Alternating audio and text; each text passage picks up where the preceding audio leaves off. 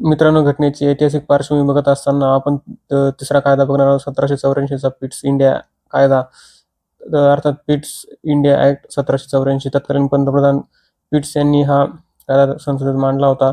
तर आणि हा दोन कारणांसाठी महत्त्वपूर्ण ठरला होता.